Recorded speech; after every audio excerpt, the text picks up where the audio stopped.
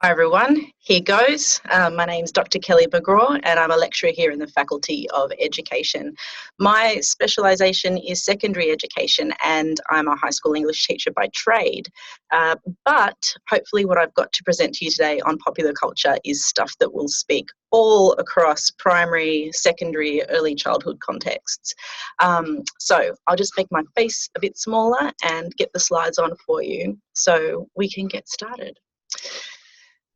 So popular culture and schooling. I kind of added the and schooling bit because it can be, a bit weird to just talk about popular culture for no reason, or popular culture in education. I really wanted to think about what it meant for schools and for school teachers, your life as a practicing teacher in a classroom that you envisage. So really thinking about popular culture is going to mean in that context.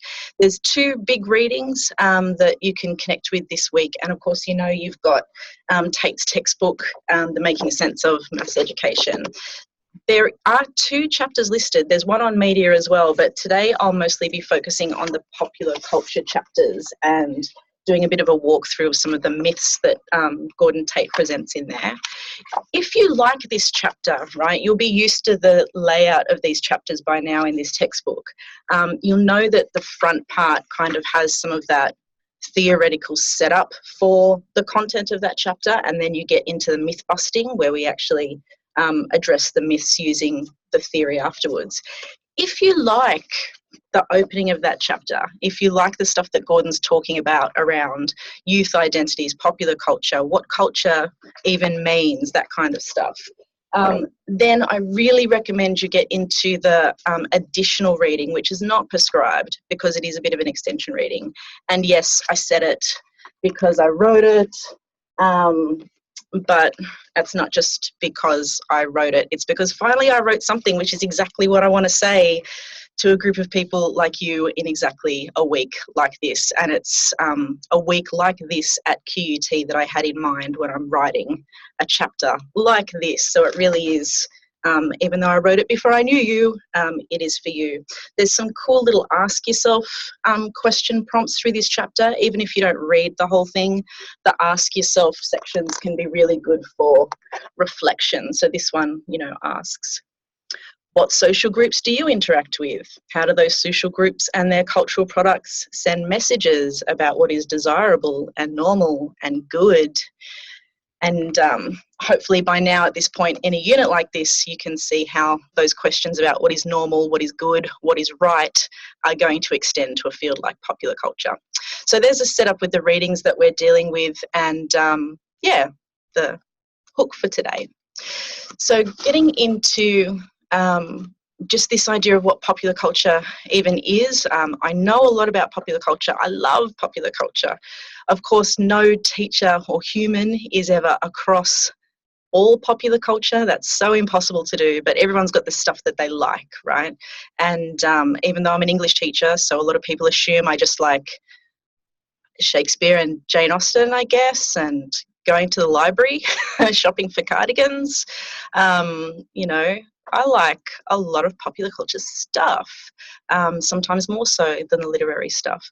But that distinction between what is literary or pop for an English teacher or any kind of high culture or low culture, you're already seeing a bit of kind of snobbery and judgment creep into a distinction like that, right?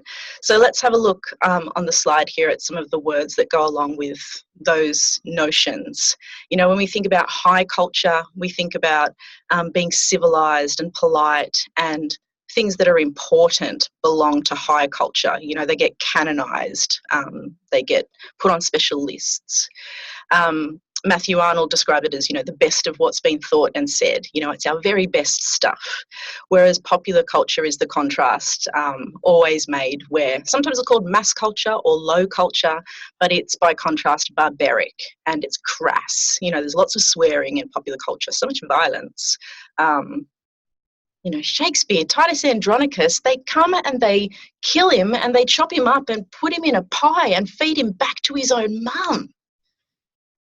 Like, that's barbaric. Anyway, they will say that it's trivial, that it's the mindless dross of the common people. you know. And so if you are one of those commoners like me, hello. There's a quote that I put on here as well that isn't from one of your readings, but it's from one that I like to use when I'm doing this with English curriculum. It's from a scholar called Bill Green. And here he puts it nicely. He says, literary culture or high culture, you know, whatever, it's always defined against popular culture, high, elite, against low and mass. And for many, including me, these are very uncomfortable formulations. There's still a much larger debate in all of this, says Bill, and I agree. It's a social and a cultural debate, and it's not simply an aesthetic one. You know, what is beautiful or good or nice? It is about what, you know, people value as beautiful and good and nice, and, you know, that's complicated, right? So let's get into some of the myths that are proposed in the chapter, and I'll bump this face down here for a while. So myth number 1.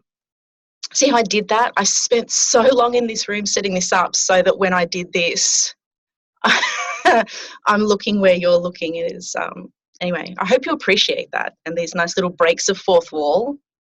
It's very YouTubey, it's very pop culture, you know. Is this a thing? Am I doing pop culture right now with you as a teacher? Or does it have to be more than that? Think about it. All right, myth number 1. Popular culture is rubbish. In terms of taste, it is awful.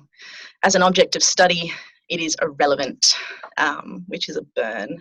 Even though most of us consume various forms of popular culture on a daily basis, and we do. That's what makes it popular. By definition, lots of people are doing it. Well, it's one definition. If you'd like to read more, get into the readings. But we know it's the media equivalent of junk food, is what people will say. It's not really worth eating, and it's certainly not worth studying. So Gordon Tait here, you know, unpacks that a bit, that division again between high and low or popular culture. He says straight out it's largely a false binary. Okay, it is a false binary. You go and try and put things into those categories of high and low and compare that to what someone else says, and even when they match, you'll find that you're uncomfortable about where you put some of them, really.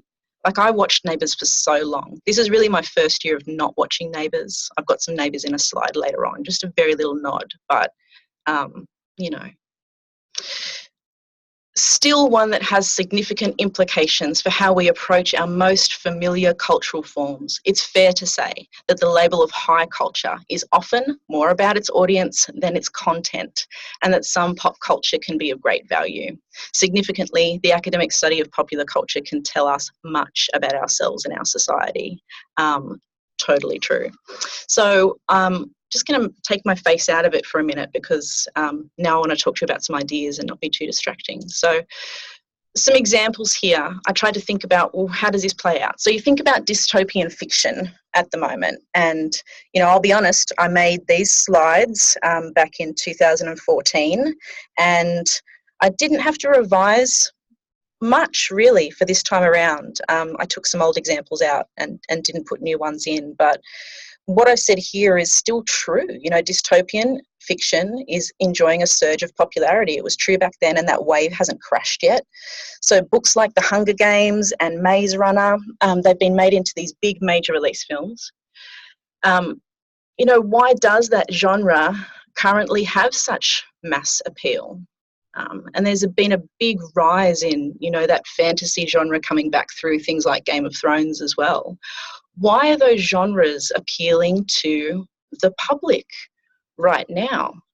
That's really interesting to think about, rather than just saying, oh, that's trash pop cinema stuff, or complaining that the film wasn't as good as the book, where you say the film is the pop culture and the book is the high culture. You know, there are better questions to ask, like, why are people watching and reading these things right now? So what can it tell us about our society? Are we feeling disillusioned? Are we feeling powerless? Are we feeling oppressed? And is that why we're drawn to these stories of heroes in, you know, either tragic worlds or faraway fantastical worlds that are fighting and winning these big heroic battles and going on big journeys? Why are we drawn to that? What can we do about it? Those are good questions to ask that pop culture, I think, prompts us to ask. Okay, so the next one, myth number 2, that teachers need to be up to date with student cultures. And this is something I alluded to right at the start of the video. It's not possible. Like, there's just too much. Even if you dedicate your life to becoming a popular culture scholar, get yourself a sweet job in university where it's what you do all day is just study pop culture and then get to write about it. You know, those jobs exist. Even they aren't across at all. Like, you just can't. So here's the myth. If you want to connect with your students, you've got to be able to communicate with them on their cultural terms. If you can't do that, you won't be an effective teacher. You know, it's kind of, if you can't relate to the kids, man, they won't get you, you won't get them. Again, it's a false binary. We love spotting those. So it operates through the false binary of a teacher culture and a student culture somehow being different, and pretending that we're often not going home and watching the same stuff. And as a secondary teacher, I used to literally watch the same stuff as my students quite often. But now I've got a 4-year-old. So when I made these slides back in the day, I wasn't a parent, and now I am. And look, I'm just not watching Bluey and Peppa Pig because it's what I would choose. I'll honest, if it's not what I would choose, but I'm watching a lot of it and they're pretty good.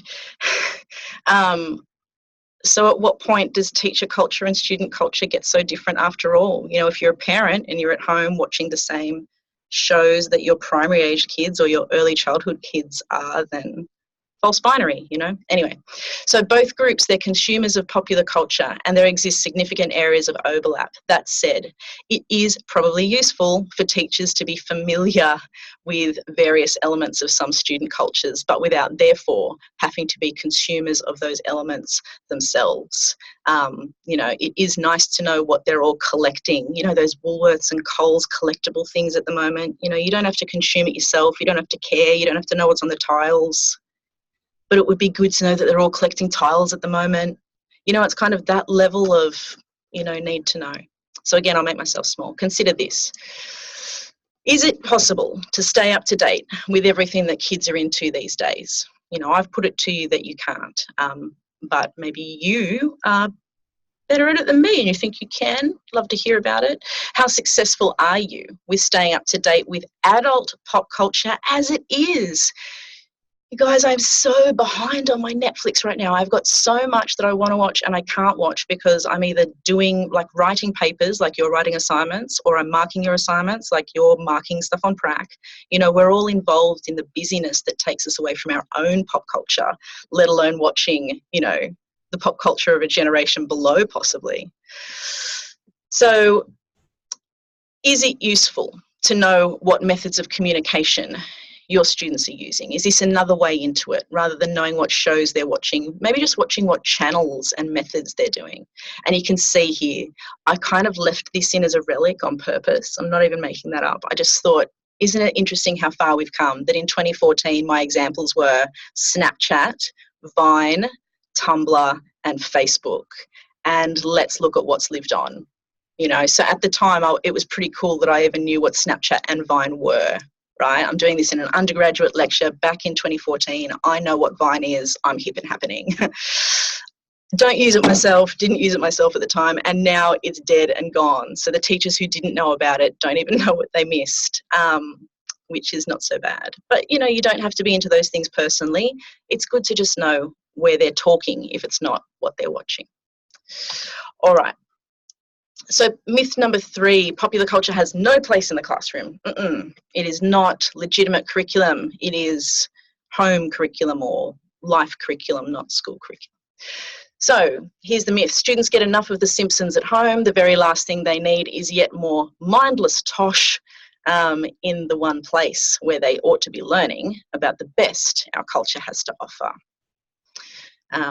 Which, you know, it's funny how time changes because now The Simpsons is canon, right? And as an English teacher, you know, you're using The Simpsons so often to talk about intertextuality and allusions and things like that. Anyway, again, a false binary. So the binary is this: either we stick to recognised classics in a traditional curriculum or we adopt every bit of pop culture that comes down the pipe. And it's easy to scare people about that, right? Because it sounds very busy. You know, you have to keep up with everything all the time. arguably, popular culture has a place in the classroom if it's used deftly. It can be used to engage students, to develop general learning and reasoning skills, and to illustrate to students how aspects of their identities are formed within a vocabulary of choices set out within popular culture. So you're actually talking to them about how culture makes their identity, which is where the chapter on media studies and the media comes into it this week, because the media is often the thing, the platform, the publisher that delivers our popular culture to us. So looking at how they work and how news media and journalistic media work is a big part of this. So some examples down the bottom. Song lyrics can make excellent choices for a poetry analysis in English. That's an easy one. Minecraft, really big, has been big for a while now, especially since Minecraft EDU have helped schools to roll it out. Pros and cons, of course, but it can be used to teach mathematics, spatial skills, it can be used to teach geography. Minecraft can be used to teach heaps, actually, but those are the obvious examples. All popular TV shows, films, everything can be used to illustrate or investigate storytelling, characterization. You know, it's just material. You think of something like MasterChef, and I loved watching MasterChef. I haven't watched it, you know, those cooking shows for a while now, but it gave us this whole extra vocabulary to think about learning. I used to love how in MasterChef they would have master classes where you were supposed to be trying something out in a low risk environment. They would have invention tests where you were supposed to push yourself an experiment and that got you a reward. And then they would have team challenges where the bonuses came through cooperation and collaboration. And you just think about, I did this for a couple of years where I had activities in the class that used that language, you know, that we're going to do a masterclass or an invention test or a team challenge. And that was so powerful at that time when a lot of students were watching MasterChef as well. It's less popular now. But at that time, that common vocabulary was just really powerful. And there'll be shows that come up all the time, or cultural artefacts, cultural products that come up all the time that let you do that. So in the classroom, and I'm just going to keep my face out of this one because there's a few words will come up. Here are some tips. I've got a little Pikachu in there. Some tips. You can ask students what they like to watch, listen to, and read. You don't have to guess it. You don't have to get to know everything just in case. Get to know them. And teaching is easier when you do this anyway. So there is a double benefit. Your relationships will improve, plus you will know some true facts about what your specific students like. Tip number 2, you can use popular culture as a hook to engage your students.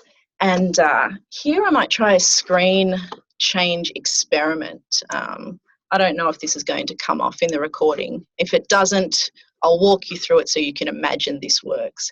When I gave this lecture for the first time, I thought I was so cool. No, I was cool. It was in a big lecture theatre and I'd sat myself up on the lecturer's podium, like I'm sitting on top of it, right? I'm so cool. And I had a whole heap of YouTube clips playing while students came in, right? Because you've got that 5 or 10 minutes awkward time where you're at the front ready to go, but not everyone's there. So I'd had some songs lined up for that. And this was the one that was on just before I started the lecture. This was the hook. I'm going to press play, and I guess we will find out at the other end if the recording picks this up. If not, most of you will have known this song when it came through, or you can YouTube, Google it now and have a look. Of course, this was based on another rap song from back in the 90s. So Mix-a-Lot, Baby Got Back.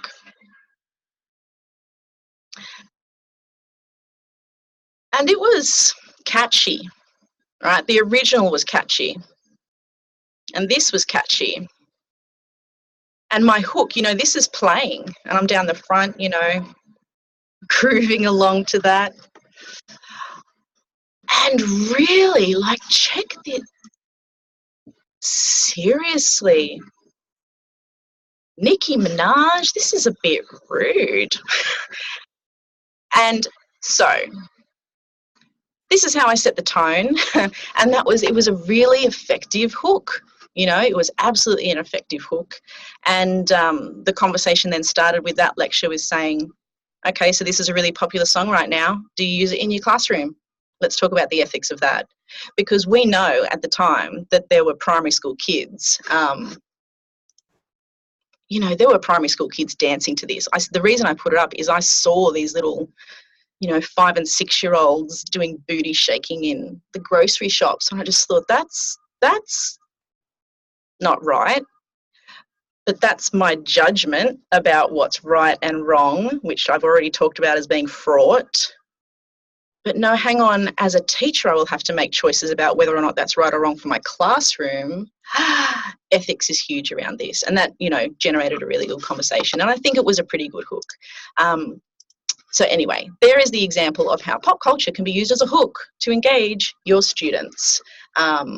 Think wisely before you use Nicki Minaj's film clips. I was doing that in a tertiary adult university setting. Okay, next one here. What is right is not always popular, and what is popular is not always right. So when we use popular culture, it's not always to celebrate it. It's not always to say that you endorse that culture. Sometimes we bring in popular culture on purpose to engage students in critical literacy practices so that they know how to appraise popular culture and they can start to think through ways that the media, you know, really fosters values like consumerism and fashions and fitting in. You know, no matter how old they are, you can have these conversations with them. Last advice here is tread carefully. Even though I've just said, yes, you can use it to do critical literacy, something I've noticed far too much is people going the other way, which is, yeah, I bring popular culture into my classroom to bag it out every time. And, you know, there is some evidence in the literature that says that this is damaging to your relationships with your students if you're constantly critiquing the things that they like. And also, you know, that it's just not fun for them. So it's not just a relationship problem, it's an enjoyment factor. So we know, you know, I said before I watch Neighbours, I don't anymore. I watched it for a good 10 years and I loved it. It was one of my favourite shows. But I knew the whole time that it was a guilty pleasure, that it wasn't, you know, the most complex storyline out there and that there were problems with the storyline too. I should be allowed those guilty pleasures. So should your students, I believe. So looking at something like this, some messages, popular culture, there's some things it can do. It can provide a way in for teachers to talk about important social issues. And I've just got a couple of examples here. You know, you think of that jump from the Nicki Minaj clip. You can look at an assortment and, you know, I've compared that to Katy Perry and Taylor Swift and looked at different versions of femininity and what it means to be a woman as portrayed by those artists in their popular culture media. And, you know, here's an extension of that. So you might remember that point at which Beyonce was really, you know, owning that feminist mantra and getting into some performances of feminism in her works. And so I've got some comparisons there. There's this critical moment in time where you've had Beyonce putting out these film clips saying a feminist is a person who believes in social, political, economic equality of the sexes. That's in her film clip, you know, and she's widely viewed, very popular, right? So you've got this message coming through a very big popular culture channel. You've got her turning up at the VMAs with feminist, huge in the background on a screen behind her. So you do have social issues, not just there to be unpacked, but sometimes really getting addressed directly in popular culture. It's there and it's happening. I remember that year when that was happening at the same time, I used to be really into Tumblr. I don't look at it so much these days, but there was a whole tag all of a sudden with women against feminism that year. It became really cool for people to come out and say, I hate feminists and I hate feminism, and feminists are really just angry and they want to control the world, whatever.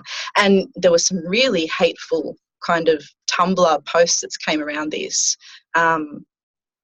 And some that weren't so hateful, that were more just disagreeable to my values, right? But some examples here, you've got someone saying, I don't need feminism because I'm not a victim. I don't hate all men. I love my boyfriend. It's not wrong to believe in traditional family values. I take responsibility for my own actions. which, if you don't read between the lines, is a bit of a kind of abortion note being made there. You know, if I get myself pregnant, then I'll live with it, is the subtext. Hashtag anti-feminism, hashtag women against feminism. And again, you've got this other young girl underneath. I don't need it because not all men are rapists. Well, we know. I'm not a victim. I'm not oppressed. Men have problems too, and I'm responsible for my actions. So you've got actually what is a pretty significant thing, which is feminists or non-feminists playing out gender politics in popular culture.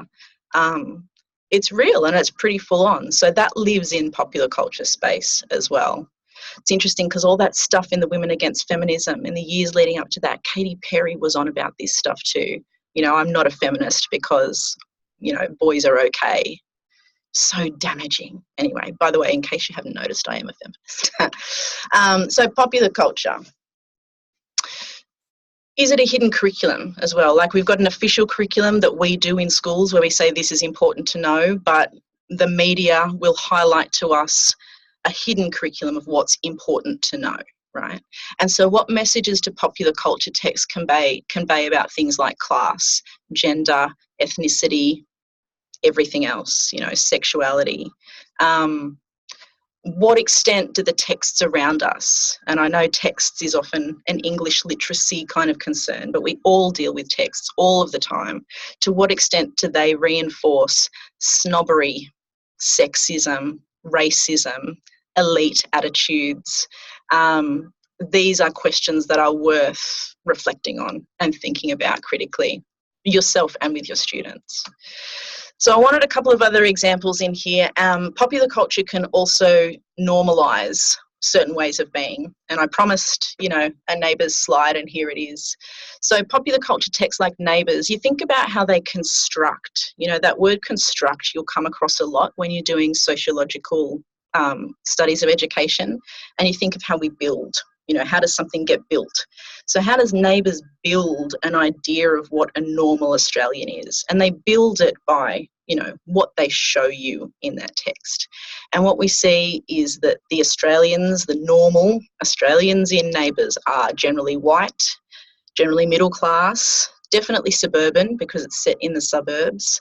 They're pretty much all always employed. And if someone is unemployed, they are like going through a rough patch, and it is a big story, a big plot point. It is very family friendly, you know. The white aspect of Neighbours gets played around with sometimes. We had, you know, an Indigenous character introduced into Neighbours, which was very important, very powerful. We did also have an Indian family a couple of years ago, but it almost was like this tokenism where, yeah, there was a family and they were Indian, but this is pre-Toadie's brother, by the way. This is like the ones with the Kapoors, where the dad was a politician and the mum was a school principal, and the Indian girl was a high achiever with lots of parental pressures. And you're going like, well, yeah, that's cool, but there's a fair bit of stereotyping going in there too sometimes. Gosh, I miss Neighbours. Anyway, popular culture can normalise certain ways of being in the other direction too. So you've got something like Neighbours, and then I was really big into Housos. Right? I watched that like crazy. And it constructs this idea of real Aussies, you know, battlers or whatever. And they are multicultural, welfare class, again, suburban, which is interesting. We get a lot of suburban pictures of Australia. They're anti-authority and they're bogan, right? So here's my question though, right? Does a show like Housos, does it open our eyes to a marginalised culture, or is it just providing a different set of stereotypes, and are Housos and Neighbours just as bad as each other because of the stereotyping? Never mind what's happening to the norms. I asked this question because I said I was well into Housos, but a lot of my friends here took a problem with that, you know, that I was kind of, you know, there's this idea of, you know, poverty porn or whatever, that we love to look at people who are doing it rough and have feelings about that, you know, or that because it was so stereotyped that it wasn't good to buy into that. And it's very interesting, the thought process that happened around that. I'm going to pause and talk about this, because what I kind of came to the conclusion on with that is it does matter. I'll get comfy. It does matter whether you've been part of the community that's being portrayed or not. And there's a politics, I know, that comes up around portrayal of culture and identity, where, who's allowed to say what, who's allowed to call each other what, who's allowed to say what word. And there is a little bit of something in me that feels like, because I've seen a lot of houses that look like the houses in Housos and met a lot of people who share similar characteristics and traits, that I'm allowed to find it funny, if that makes sense. So it's also not as black and white as saying stereotypes are bad for you. And yeah, I guess again, it's about getting away from that binary thinking and thinking about what people are getting out of the culture. I'm leaving this as a difficult space on purpose, and I did back when I originally did the lecture, because I want you to think about that as well. If you've ever laughed at a joke that's racist, but you were part of the minority that's getting laughed at, was it okay? And just the politics around who's allowed to think what is funny and who's allowed to enjoy what text artifacts and why, and who's allowed to make judgments about them and why.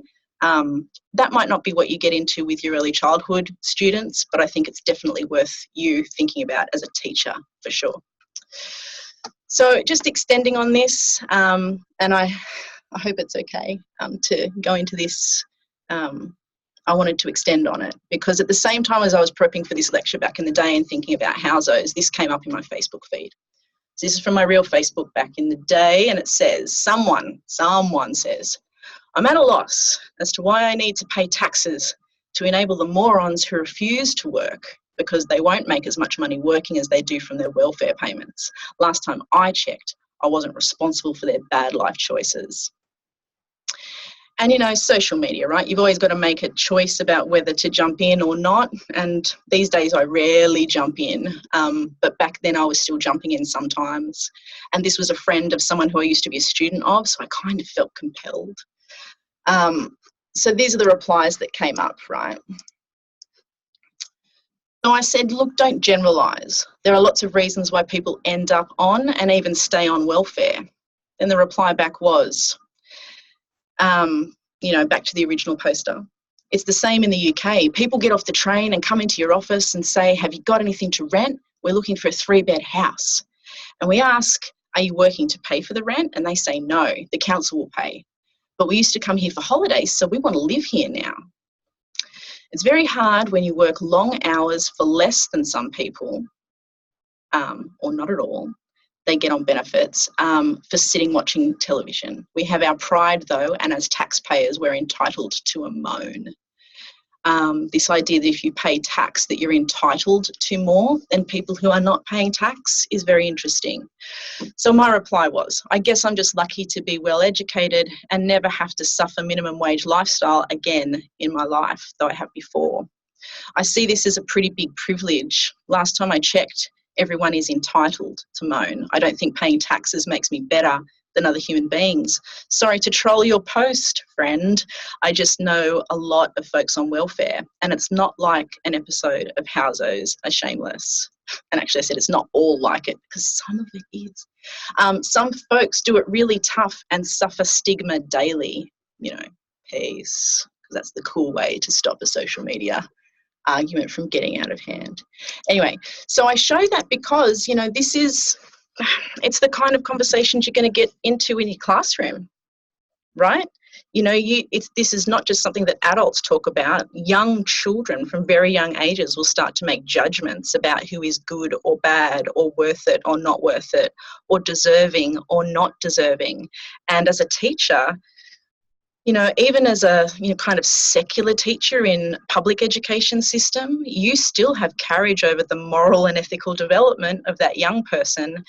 These are conversations that you ought to be involved in because it's part of how they're going to shape who they are. And don't forget, you're going to carry your baggage through it as well. If you're sitting at home thinking, my, oh my, how I can see your own personal baggage coming out through your teaching and your conversation right now. Well, yeah, I kind of can too. and it will for you as well. So I think I can spot a lot of mine. Can you spot yours? Will be the question. So some food for thought to conclude this. As a teacher, when will you interrupt student discourse to challenge their assumptions? How often is too often? I love to remind or to point out to my 4-year-old that in the cartoons that she watches, all of the girls get symbolised. Well, there's lots of ways that you symbolise girl and boy, but one of the consistent ways, if you've never noticed it, is the girls have eyelashes and boys do not, which is kind of ridiculous because boys have eyelashes. So I like to have that conversation with my girl, kind of go like, haha, they've pretended that boys don't have eyelashes again, isn't that hilarious? But, you know, there's too much of that, mum. There's too much of that, teach. There's too much of that, coach. So you've got to learn how to ride that line.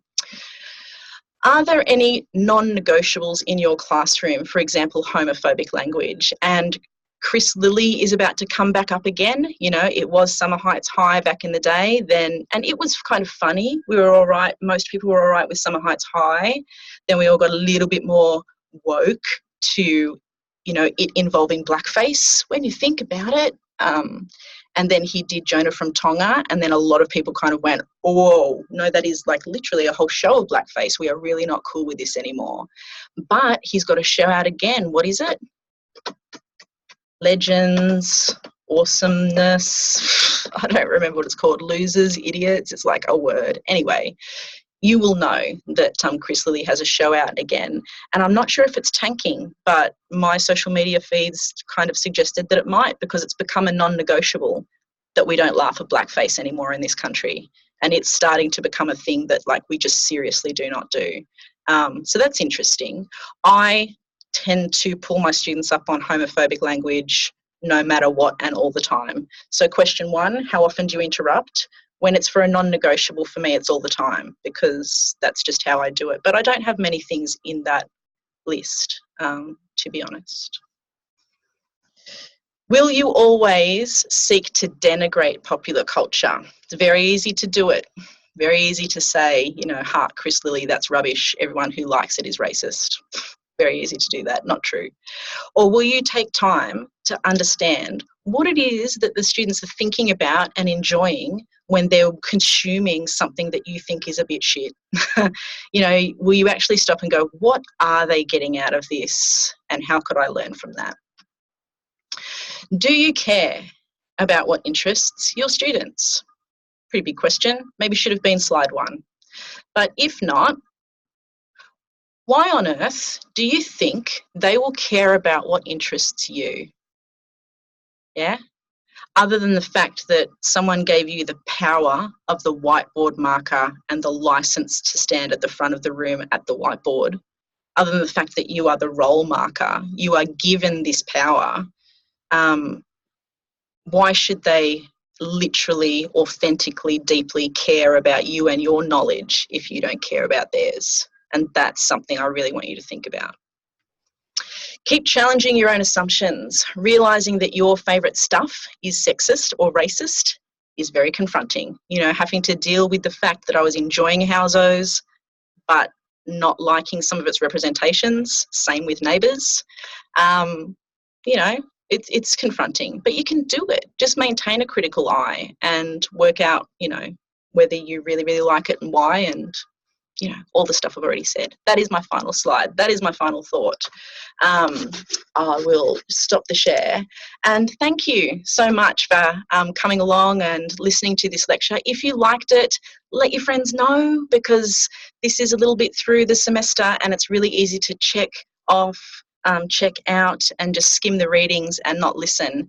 You know, if you didn't like it, don't recommend it. But if you thought that this lecture was okay and beneficial, let your friends know and spread the word, because it would be so nice if more people opened their eyes to what popular culture can do for you in the classroom and just how you can think more widely about culture in general and how it forms identities. So thanks for listening. Bye.